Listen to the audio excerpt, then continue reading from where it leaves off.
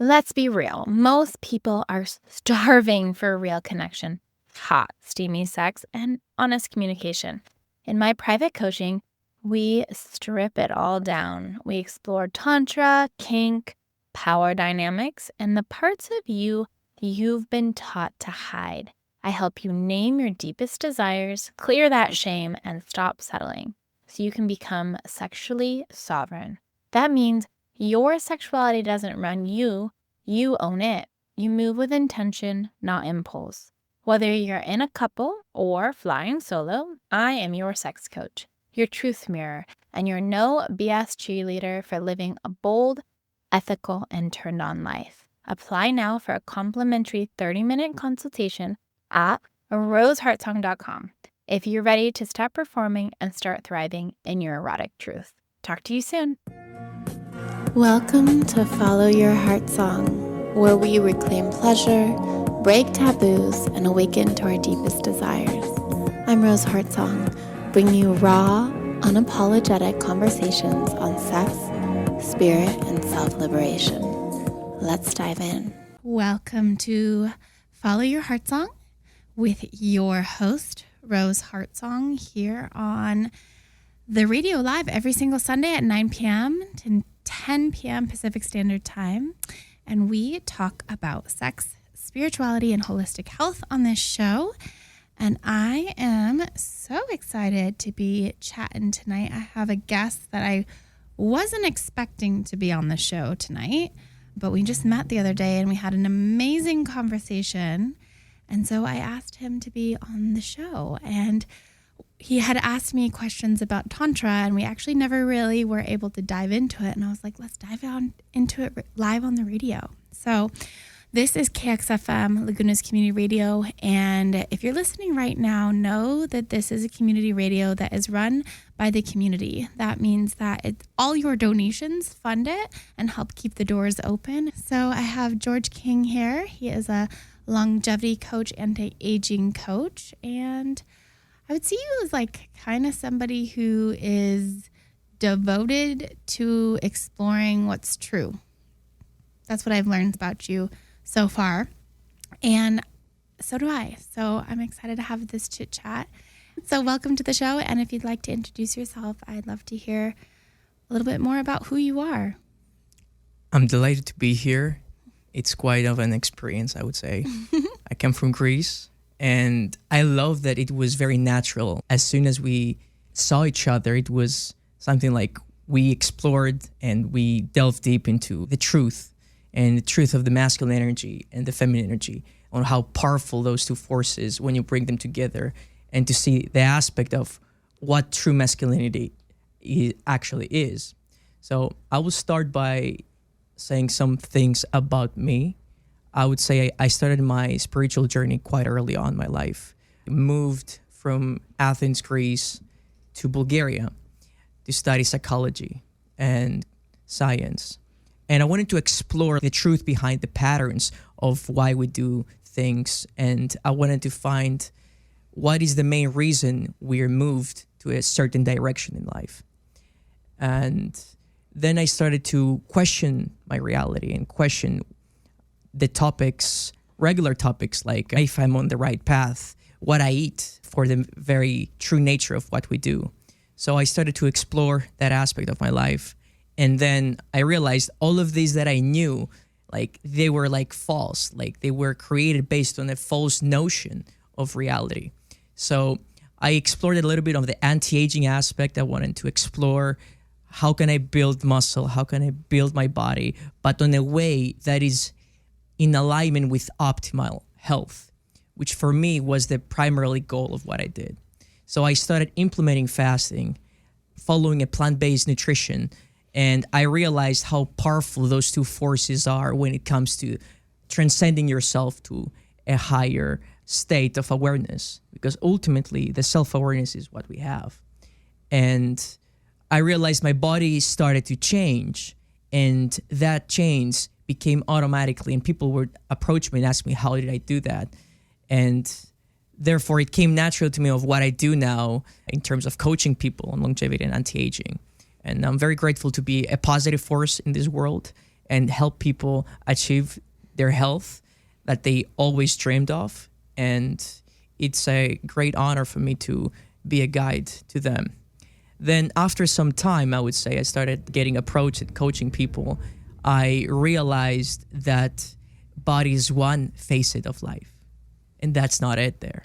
So I proceeded to say, let's go to the mind. Let's go to the heart. Let's go to the spiritual essence of who we are. Because I see a lot of men out there that they think they're masculine. They think that by pretending to have a fake persona of having nice cars, having all of that, it's what they are, like the true essence of a man. But this is not true, because most of the men, and I'll say that with true conviction, is they get their source of power from a place that is not spiritual. And that is the main problem in the world that we have today, is because the essence of their power, they get it from money, from their body, and other assets that they have cultivated from a perspective of insecurity and from a place that is not healthy. What I invite everyone that they're listening to is to embrace the spiritual essence of themselves, whatever they believe. But the spiritual essence, it shouldn't be a topic of discussion that is generalized to the public. It should be precise. And I mean by the precision, it should be based on what is in truth with themselves. What is their ultimate truth? And no further ado, I started to explore that aspect of the spirituality, to question myself, to immerse myself to meditation practices, either minimalistic, ancient Greek practice of meditation, ancient Egyptian meditation. And I realized there is much more there. So I started to apply the meditation, the spiritual essence. I started to apply aspects in the body place. And then I included them to a program that I'm able to help individuals. Primarily work with men. I work, I would say, 80% with men, and the other part is women. Amazing. I love that.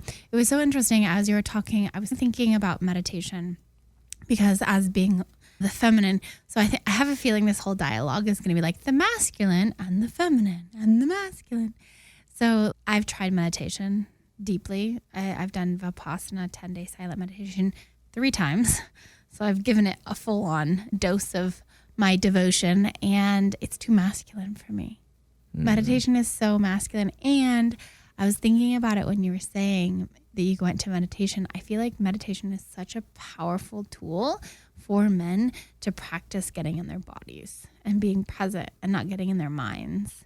And so that makes logical sense. I'm always like, Vipassana is so masculine. Like, that just doesn't work for my nervous system and my frequency. I'm like, I want to dance. I want to flow. I want to do yoga. I want to swim in the sea. There's a lot of other spiritual devotional practices that I do. But it just clicked in why. I was like, oh, that makes sense. That's a really good way for men to get in their bodies.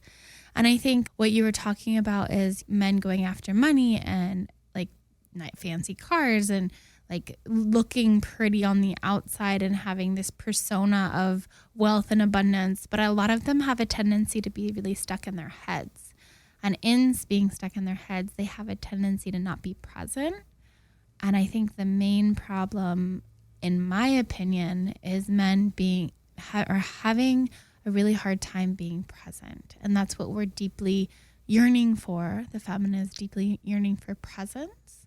And when you go bring in the topic of sex and sexuality, if a man is in his head, which we're having happen a lot more with porn and the world that we just live in, there's a lot of issues with like erectile dysfunction or premature ejaculation, or just not like they're trying to perceive a goal.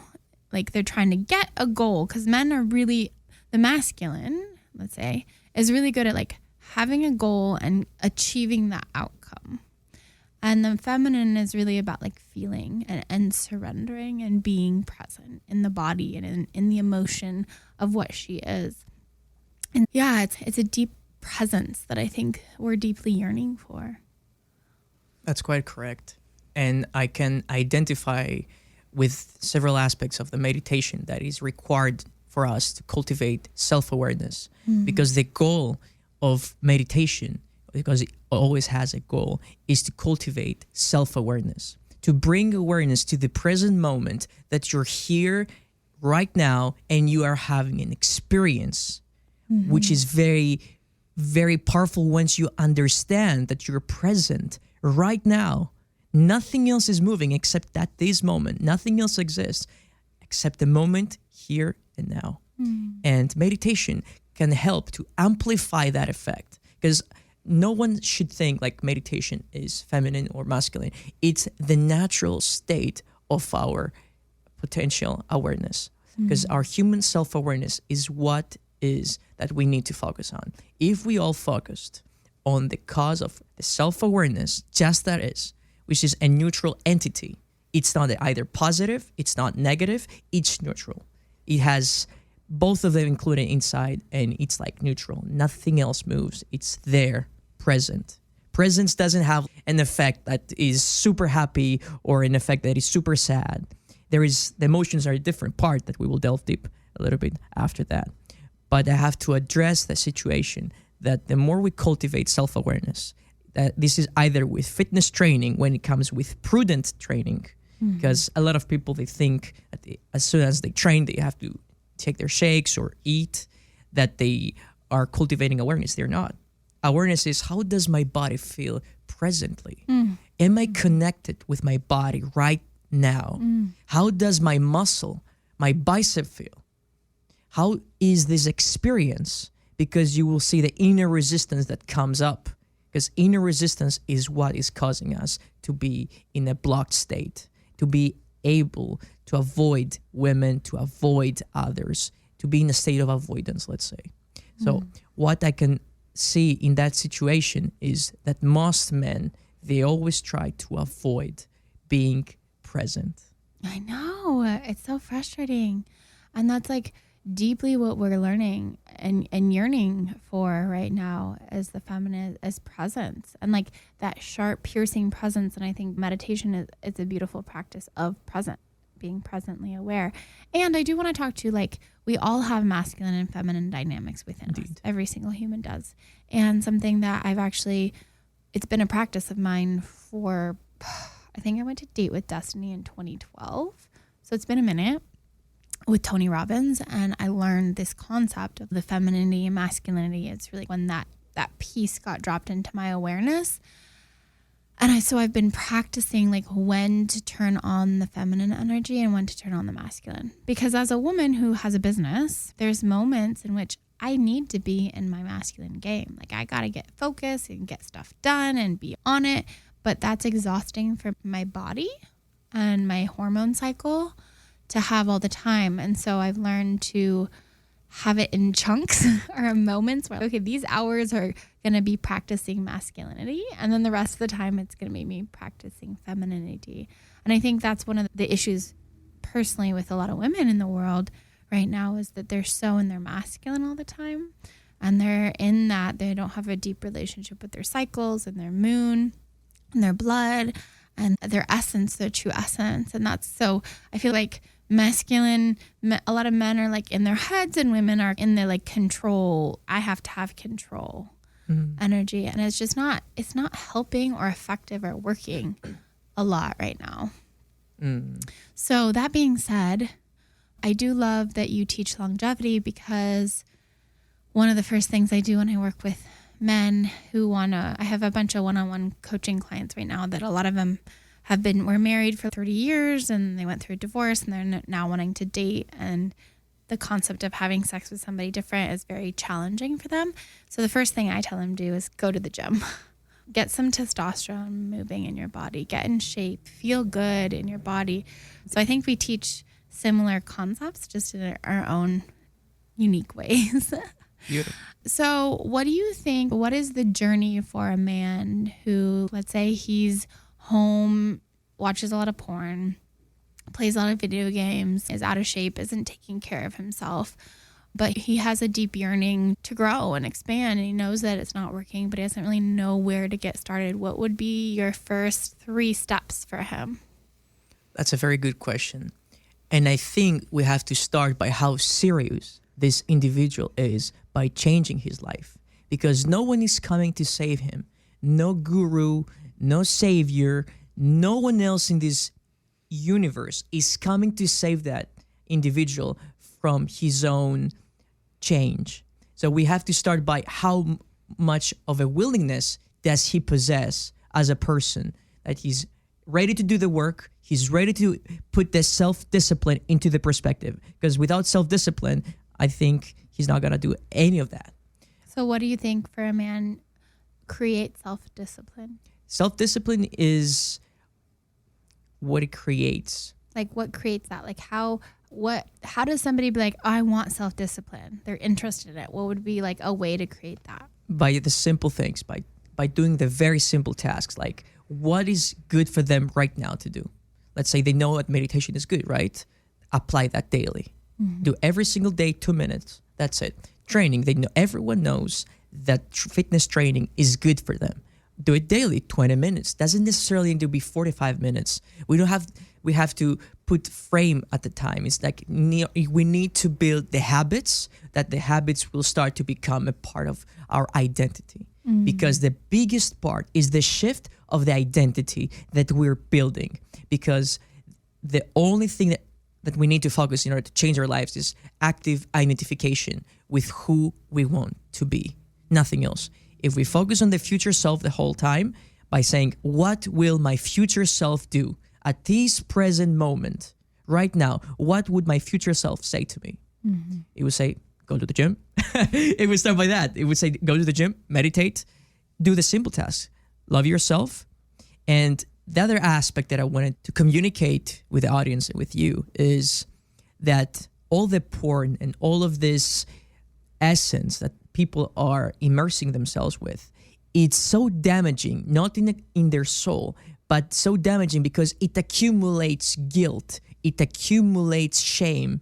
And if you are in the phase that you're accumulating more shame and more guilt, how are you going to change? How are you going to be a masculine man? How are you going to be able to be in that providing state, in the state that you're strong and sufficient and you're able to receive love? Have you ever had a porn addiction? Me personally, no. Mm-hmm. So I had clients that they experienced that, yes. So how do you, with the clients that have had it, how have you helped them get out of it? We started by addressing the cause, the main issue, because pornography starts very early on to be inbred within us. Mm-hmm. It starts by just opening a magazine and watching and seeing the pictures of a woman that is in a bikini, and starts by that. It starts to accumulate that. So we have to start by the time that shame and guilt was built in one's psyche. When this is the moment that you understand, hey, I started feeling shame and guilt, this is where you start to see that pornography is a coping mechanism to avoid your true self. And if you want me to take it a little bit of a step further, to punish myself for feeling this way. I'm getting goosebumps by just sharing this with you. Because this is so powerful.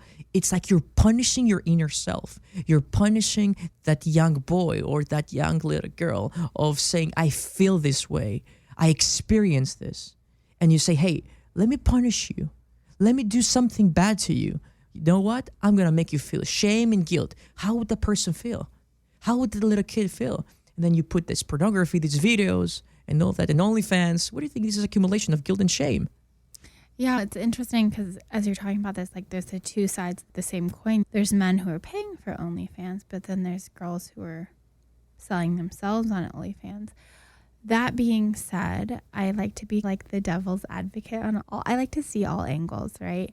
So I learned how to masturbate from porn. I wasn't taught how to do that as a child. Or I was actually pretty old. I was 18 when I taught myself how to masturbate. And so I watched cam girls and I saw how they did it, and it was educational for me. And so I see that a lot of people learn sexual education through porn, and the part that it is not supportive is that they think that's how sex is. And though I taught myself how to masturbate by watching porn, I also understood that the girl was performing. and it was an exhibitionism. I can't say that at the moment. That's so funny. Some people get turned on by that, and there is people who can watch porn and not be taken over by it, but that is very rare. And I think that using porn in a relationship can bring in kind of like a little bit of spiciness, but when there is shame, exactly what you're saying, like shame or guilt in watching it and feeling bad or having an addiction or needing to get off all the time, I call it jack off energy. A lot of men don't know this, but we women can feel in your frequency if you jack off a lot. The men in the room that are constantly coming, I can feel it by my energy. And there's a lack of stability and anchoredness in men who come often. And there's the ones that have practices, which I'd love to have your experience and how you share this with other people. But when men do semen retention, there's a level of stability and anchoring in their frequency that makes it safer for me to be around or to even be intimate with. I won't have any sexual relationships with anyone who doesn't have a practice. That's a high priority for me. And it's not very often that they do that. Let's talk about that. What's your take on semen retention and overcoming porn addiction through using that as a practice? I would say semen retention is one of the most profound practices any man can do. And if you ask me, if someone considers himself intellectual, considers himself someone that is strong, I would say practice semen retention to see how strong you are. Okay, so for those listening who are like, what is semen retention exactly? What is it? Semen retention is a practice that you try to refrain yourself from pornography and from ejaculation, and you try to converse that energy and to utilize that energy force to your everyday life. Now, if it's someone's first time, like the semen retention journey, it's a beautiful journey, is when you are in that phase that you're experiencing it, you're going to have your sexual urges and all that all over the place. So it's all about the self-discipline now, as we discussed earlier, to apply there and say, hey, I won't do that. I will be steadfast to my mission of the semen retention journey, because that's a beautiful journey. I can tell you many beautiful stories of how men have changed from that. It's so powerful because the semen is the most profound. It's life itself. Think about it. And then we watch porn, we watch the shame, and we try to punish ourselves by, it's like literally we're saying to the universe, I just gonna do whatever you want. Isn't it that evil energy that we're accumulating? That's my question. So for me, what I have observed was you're shifting, you're moving to a direction of your future self and closer to the direction that everything becomes in alignment, because you give value, you give purpose, you give reason to yourself with this way. And what does porn do? It doesn't give any of that. It's on the negative side. So what we do with the semen retention is we step into ourselves and say, I value you, I value myself, I have a purpose, and I will do whatever it takes for me to step into my true essence, which is life itself, the semen. Mm-hmm. And so with a semen retention practice, does one like only ejaculate like once a week, once a month, once a year? What does that look like? So there are different practices that men can do in order to achieve or attain certain results. For example, if someone has porn addiction, he should go on a mission of avoiding pornography and being on the semen retention journey as long as he feels that he's ready for reverence, ready to be able to step into himself and say, I'm able now. I'm strong. So what is that, like a week 13 or a month? days, I would say 30 days. He sees results within 30 days. Actually, it really depends on the individual. If he includes other aspects like fasting, if he includes other practices like plant-based nutrition, all of these, they add to their spiritual journey. And I can tell you some secrets there, which I'm pretty sure the audience will love, about what actually you can manifest through that journey. You can actually manifest whatever you want. The benefits that you experience, they're gonna make you stick to the journey to not just your addictions, but you start to experience life differently. You're happier. You enjoy every single moment just by drinking some coffee, by walking. Yeah, kids will look at you. They will stare at you more. That should be quite profound, I would say. Women, they will approach you. I remember on my journey when I first started to practice that, semen retention, it was like I was getting approached, which was like something new to me as a young fella. And that was very interesting for me, like to experience. Like women, they would just say, "Hey, I have this urge to come and talk to you." So I was like, "Hello there, what's happening?" Yeah, a man becomes more magnetic Exactly. when he's not like spilling his seed all over. I had a partner who would only come once in a while, and he would only come for the woman he cared about. If he had a deep love for her, that was the only time he would be willing to like let it happen. It wasn't very often, but it was. And I thought that was a very interesting perspective, because he was like, it's sacred. Why would I give it to somebody, even if like sexual energy can be very chaotic if not contained effectively. Indeed. And it can be wasteful, which I thought was very interesting. So it's life force. Like semen creates life, and it's also full of a lot of like vitamins and minerals too. So is menstrual blood. They've actually recently did some research saying that menstrual blood has stem cells just like our bone marrow does. And I'm really excited about that, because imagine it's a lot easier to get menstrual blood than it is to get bone marrow out of the human body. And we can, for women, we create it all the time. It's constantly there. And so there's these life-giving aspects to these fluids. And I think that's a deep aspect of Tantra, is having a devotional practice to the act of sex and also to the fluids within sex. A lot of times in a lot of cultures, menstrual blood for a long time has been seen as very dirty, or unclean is very common. And yet, finally, with science, the more research we're doing with it, we're realizing it's like the most vital thing. It's what holds a baby into creating life, right? It's like that safety space for the womb.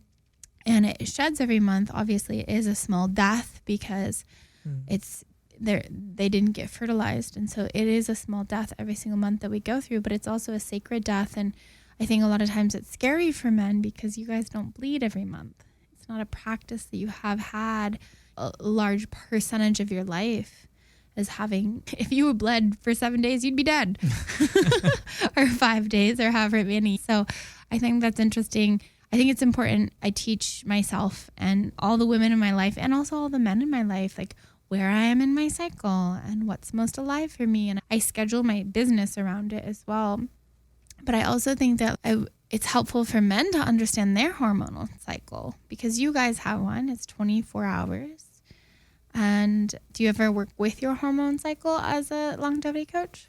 I would say we don't really add much of importance to that matter, because we add more to how someone can start again, let's say, to make sure like his sperm is like healthy, to make sure like he can have kids. And we focus primarily with the health aspect on that. On the hormonal side of point of view, I would say we optimize like the testosterone to be at the proper levels, their nutrition to be as clear as possible. And all of these, they add to the part of the semen on the health of it. So what do you do to have healthy semen? That's a very good question. I would say you need to refrain from food for several hours. So fast. Intermittent fasting to begin with, indeed. How many hours? I would say someone can start ideally in order to tap into autophagy and start the cleansing process. I would say 18 hours, I would say 18 to 20 hours is ideal. When do you start eating? Me personally, I'm a little bit of a different side. I would say I eat only one meal a day, and I eat it within an hour. So you eat only in an hour time? Yes, I eat one meal a day within an hour. Oh, interesting. Yeah, I usually eat around 2 p.m. On a regular 1 to 2, depends on where my cycle is though. I see. So like for my body, I've learned to listen to that versus the strict masculine side. But fasting is only one thing. that someone can do. There are the supplements that they can take, but cleaning the diet, having... So what are like the primary supplements that men need for testosterone or for healthy sperm? For healthy sperm, I would say definitely Citrulline. I know, and I'm not getting affiliated by any of the companies. It's like Citrulline powder. It's going to transform their game in terms of the experience and how healthy they become. What does it do? It helps you accumulate more blood flow to provide more nitric oxide to your bloodstream. So you have better, let's say, blood flow all overall to your body. But at the same time, there is some interesting evidence when it comes to improving the quality of the semen. Another interesting practice that actually has been very well known lately is icing the testicles. Is actually ice baths. Yeah, not ice baths. Icing the testicles solely. Because ice baths actually can impair the growth of the muscle tissue. They impair the process. I'm saying only icing the testicles has been shown. Do you do this practice? It was interesting because some individuals that I've coached, I've done this because they wanted to get their wives pregnant, and they actually did just by that practice. It's very powerful, yeah. Wow, it's an interesting one.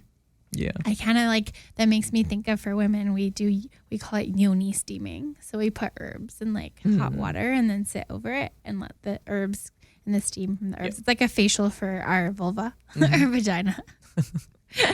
All the things that we can do. So funny. Okay, so intermediate fasting, icing your testicles. Yeah. What L-citrine. L-citrulline. Citrulline. L-citrulline. Not the malate, because a lot of people will find the malate. I would say avoid malate because you don't need that, the malic acid. I would say L-citrulline. Does it taste good? Or is it? It's okay if you add it somewhere like it has a unique taste, but I would say 5 grams of L-citrulline will definitely improve things. Okay. And anything else? Anything else? I would say a plant-based diet, I've noticed good results when it comes to the semen quality from tests and from generalized testing. It has been done. Yeah, I'm looking at, for those of you who can't see, I'm looking at him differently because it was funny when we first met. He's like, how do you eat? And I was like, I eat primarily meat. So we have personally different opinions on that. Yep. And we've both seen effective. I've also seen a lot of amazing results through the carnivore diet on blood work. So I think it's being intentional with what you eat, and the quality of the food is the most important. Making sure that there's no glyphosate or poisons or herbicides or chemicals or preservatives and all of that stuff, like having real food made by God. That's what I like to say. I eat real food made by nature. And also it's working for you. I think you're probably the healthiest vegan I've ever seen. Yeah, but I follow like a little bit. Like I don't want to be identified with vegans. Okay, plant-based. Yes, not because I eat eggs or any of that. I don't eat any of that. It's just I don't like the separation is created and that they're doing something much superior and much. It's more about the ideology behind it and the place of you choosing that aspect of eating this way. Because I don't want to be separated from you because you follow carnivore diet. I don't want to say, hey, I'm vegan and this like separation. I don't like that. So I love that we're talking about this. Yeah, you like good. it? Yeah, we're not going to debate on that though. No, we're not going to debate. It's important to talk about it though. It is. Yeah. Okay, so you have found plant-based diet support. Anything else? Support meditation and breathing combined with yoga has exceptionally good. I've observed embodiment. Yes. Yeah, being in the body, being in present. Exactly, being present it can help a lot. So if you combine all of this, like supplements, training, practices of self-awareness, because ultimately at the end of the day is like what we're doing is self-awareness. We accumulate self-awareness. The more you accumulate self-awareness, the more you're able to improve your life and the quality of your life, which is the force that you have. We can delve a little bit even deeper on the self-awareness because that is actually the only goal of the human beings, is to accumulate as much self-awareness as they can possibly do. Yeah, definitely felt lately I've tapped into a new level of presence in my awareness, in my body, in my life. And it brings a lot of joy. Yes, blissfulness. There's so much bliss in being present. Like I'm so incredibly present these days. And like in my presence, I'm finding gratitude. a lot more gratitude for my life. I live in Laguna Beach across the street from the ocean, and I went to the beach today, and as we're recording this for today, it's Labor Day weekend, and there was just so many people on the beach, and a lot of them I could tell just didn't live here. I was like, wow, this is my life. Like, people come on vacation to my life. I'm so grateful. It's such a blessing, and I get to help people become more erotically embodied. What? That's my reality. Thank you, God and Goddess. Right. So I think that one of the things I've been practicing lately to get into that place is really attuning to my frequency and my energy. And if I say yes to something, if it drains me or if it charges my battery. And if it's not charging my battery, it's like a 100% F no. And if it's and that's what was really working. I think that like working through the boundaries of boundary attunement. So it's okay, what is nourishing me and fulfilling me, and what is draining me, and anything that's draining me gets to be cut out of my life. And that is okay. And being okay with it, being 100% crystalline and kind. I've learned that it's much more powerful to be kind and clear than it is to be rude and disrespectful, and also like just allowing the energy to dissolve. Beautiful. Yeah, it's really important. That's powerful. Okay, so we were talking the other night about masculine containers and like holding the frequency for the feminine. You were talking about this. That's what got me to want you to be here tonight. Yeah. So you were sharing from your heart, and you shared in such a beautiful and eloquent way, in a way that I would usually share, but I'm a woman and I'm so happy to be one. And also, please share with whatever's on your heart around that topic. It's a good topic, I would say, and a hot topic. A very hot.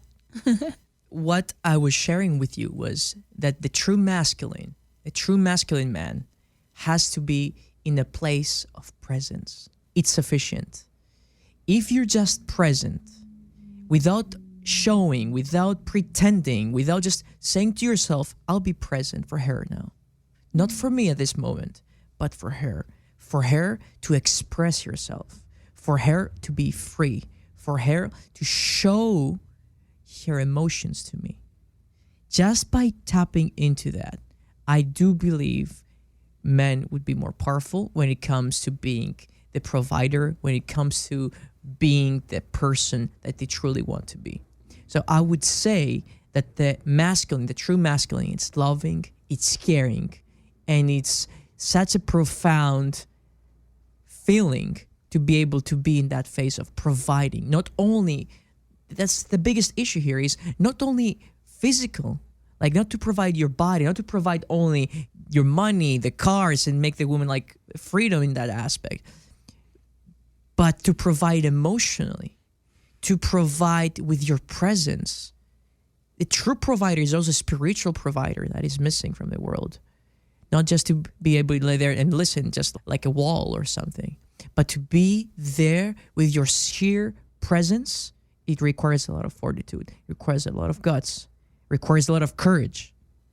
And I'm inviting the men that are listening to that is, are you ready to embark on a mission, that you're ready to be present, that you're ready to be able to be truly the masculine man, not those things that you see on the social media, but just to be present is enough.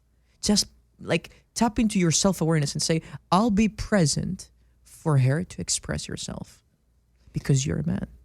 But what about the guys who are like providing and working hard to make sure to pay the bills, and they have children to take care of and their wife to take care of and so many different responsibilities, and they just are feeling completely tapped out, right? They're stressed, overwhelmed, overworked, probably not having very much sex with their wives, and they're just kind of in their heads. What about them? How do they do that? How do they create time for that? I am not averse to making more money or promoting that phase of their life. What I would say is I encourage them to claim certain competence and to improve their life in terms of finding the proper balance. because balance in all things is what we ultimately want to seek. Yes, to be able to provide for your family, it's a powerful thing, but at the same time to provide emotionally, as I said previously, is very important. Not just money is just one part of someone's life. And I understand most people, they're struggling and they're going through this phase. But at the same time, you have to acknowledge your emotions. You have to acknowledge your feelings that the kids have. Your presence is needed at the same time. So balance, I would say balance. Because working so much can also overdrive the person. And that will create chaos in the relationship and the family. Yeah, and getting off the phone, I think that a lot of times people say they don't have time, Mm-hmm. but then if you look at your phone and your settings and you see how much time you spend on your phone. Excuses, most of them. It's a lot. Yeah. Like, I have a practice to not be on my phone, like intentionally choose it. And then I look at it and I'm like, oh my goodness, I am on my device so much. I think that's a huge practice of being present is not being on your phone. Yeah. For sure. And the fasting. So fasting, I think, helps bring presence. Exactly. Like massive amounts You of nailed it. presence. Exactly that. I did my first water fast, a 3-day water fast for the 4th of July. I did nothing except for lay in my bed and water fast. And I was more present than I have I've been in a long time. I've done lots of bone broth fast, but water fast I hadn't done. And I felt it definitely had a massive transformation on the other end. I feel like I definitely aged backwards and had a lot more vitality and energy and drive. But during the fast, it was hard. And like, I think that a lot of what you're talking to is hard. It is. It's really not easy. A lot of people, I think, in our modern culture have been programmed to focus a lot of the time on what's easy and what's convenient. We can go on Amazon and get anything delivered to us. We can go get groceries delivered. We can get anything delivered to us, especially in this country. Like, it's so convenient. Everything is. And yet it's creating so much disconnection and dis-ease and sadness and depression and anxiety and overwhelm and stress, which then is causing, I think, pressure for more porn too. Like, it's like this wild cycle, and to like break that cycle is not easy. And I like what you spoke to, because I'm working through my own resistance and physical exercise right now. I have a spine injury. I don't think I told you. I was dropped on top of my head in acro yoga 6 years ago. So I have 4 herniated discs in my neck, and I've experienced a lot of physical pain and got to overcome that through biohacking and holistic health. And so I don't have a lot of physical pain right now, but my nervous system and my brain is wired for pain, right? It's wired to be in protection survival mode, even though I don't need to do that. My body feels strong. I feel good. There's certain things I can't do. And I was talking to my therapist about it, and she was saying that it's just like small little increments. And I like that you said that 2 minutes a day of meditation, working out for 20 minutes. And that's what I've been committed to doing. I've been doing yoga every day for 10 to 20 minutes. And I also go to the stairs across from my house a couple times a week. And it's been small baby steps. And I already feel such a difference in my body, like so much stronger and so much more ease and magnetism towards it.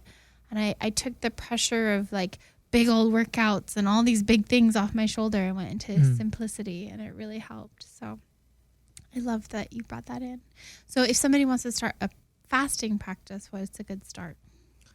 I would say, because you shared a lot of topics here. Sorry. That's a good thing. A lot. I'm very feminine. I love that. This is what men need. I love that. Is anything worth wielding is difficult to attain. And as soon as we start to see that we need to work towards to that direction, then we're able to understand and to appreciate the other side when we claim it. So we have to enjoy also the journey, because most of the time we don't enjoy the journey. We just want to get the results. But that is the beauty of the fasting. Fast 20 hours, wait the food and see how it tastes. It tastes 20 times better. Imagine, this is so powerful. If you do this with any facet of your life, anything is going to be beautiful. So how do you get through the uncomfortable moments?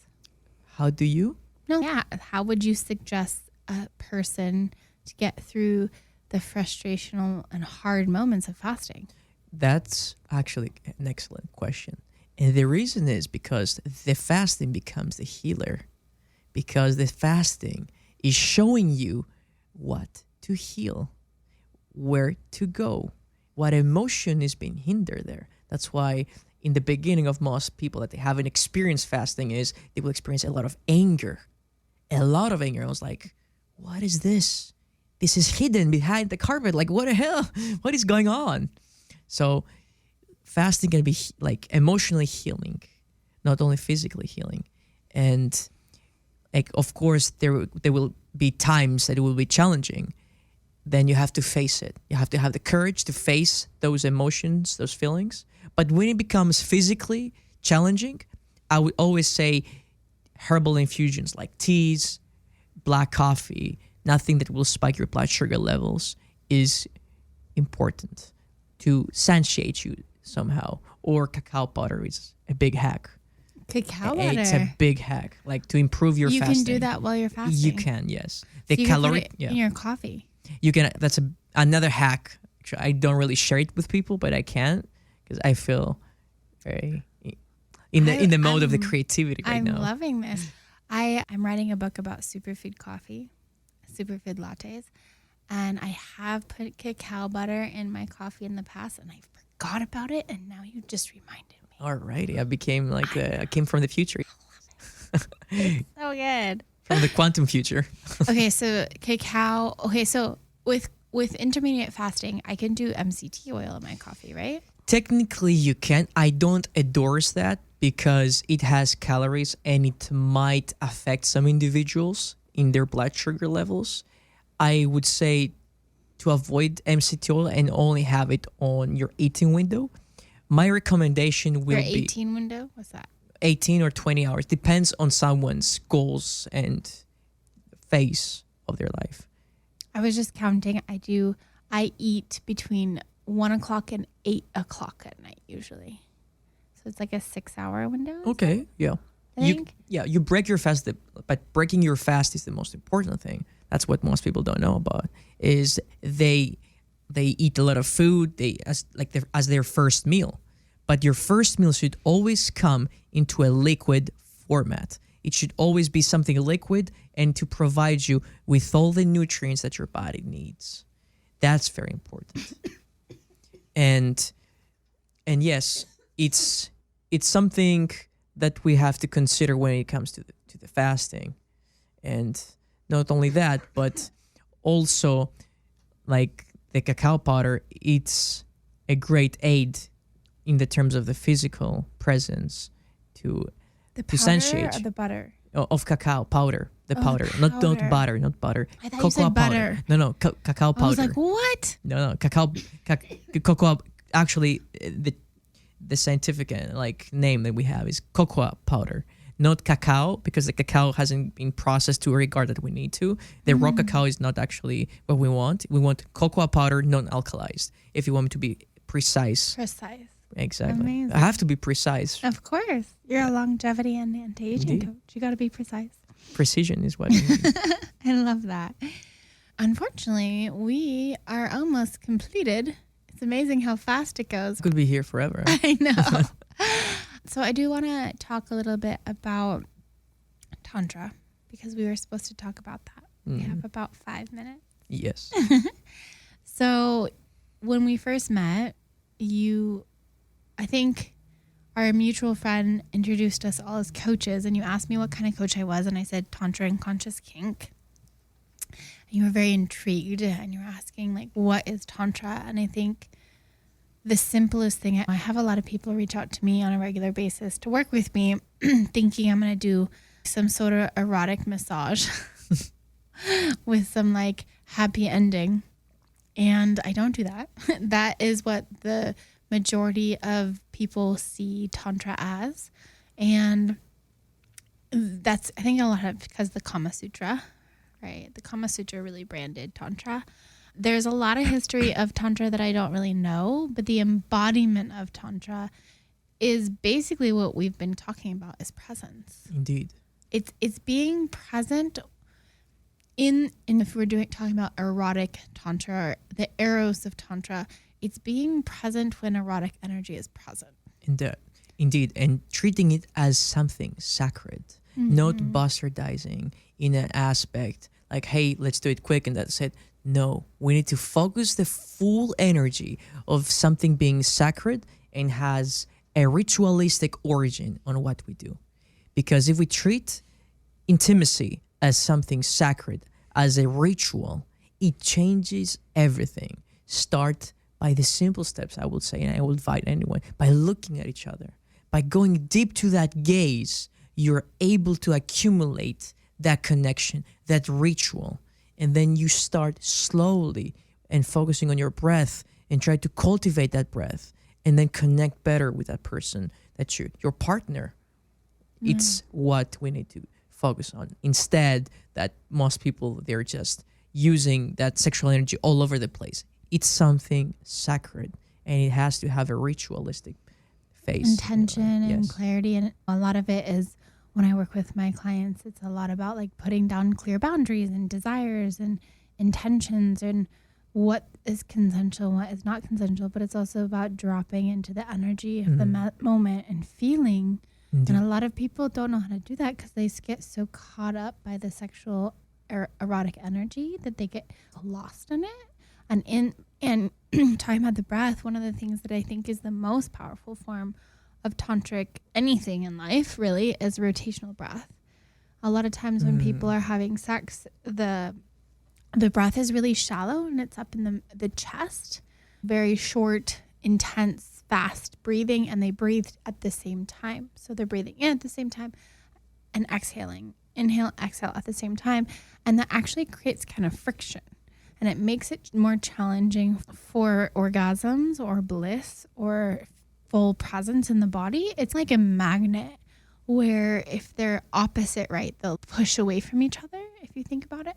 It's the same thing with the breath, whereas when you're doing that rotational breath work, it brings you magnetically together and the energy alive. And back to the semen retention topic, I think a lot of the things that's really important for men and for women is to bring the breath up the spine and to breathe intentionally while they're in intercourse and to attune that energy through moving the energy up the spine through breath and through pulsing sensations of the genitalia and muscles, and then also to be present, like you said. And you know what is beautiful there? It's the feeling that most people experience without knowing subconsciously is shame and guilt. That's why they're blocked on their sexual energy. That shame and guilt, either from porn, either from insecurity, emotional insecurity, physical insecurity, is the shame and guilt.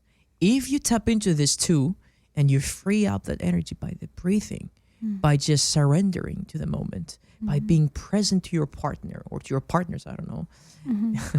It's the true essence of the sexual intimacy being sacred, and it has to be healing. That's what is important. It's a healing energy, because when you treat it as something sacred, when you treat it as something powerful enough that is the life force, you're able to connect and you're able to heal your wounds. I love this. Unfortunately, we're going to have to start rounding this conversation down. I feel like we could keep talking and talking and talking. So for those who are listening right now, how do they find you? I would say that the best way that someone can find me is through my Instagram page, George King V, and they can send me a message if they have any questions. I'll be very happy to answer. Amazing. Yes. It's been such a pleasure to have you here on KXFM Laguna Community Radio on Follow Your Heartsong with Rose Heartsong. Reach out to me through Rose Heartsong or on my Instagram at Rose Heartsong to learn more. And I'm excited to see what kind of magic you and I can create and weave in the world. George, we were talking about maybe doing a retreat somewhere, so who knows? I would love that. Who knows? We'll see what happens. But I hope you all have a great night. Thank you so much for your time. Thank you for coming down. Thanks for having me. Yeah, and for the listener listening, without you, it would just be George and I here in the room talking to each other. So thanks for listening. Thank you for being here. We appreciate you and love you, and have a beautiful night. You felt that, didn't you? Let it sink in, take what you need, leave the rest, and always trust yourself. If this spoke to you, please follow, like, and share. That helps the message reach those who need it. Stay wild, stay free, and keep following your heart song.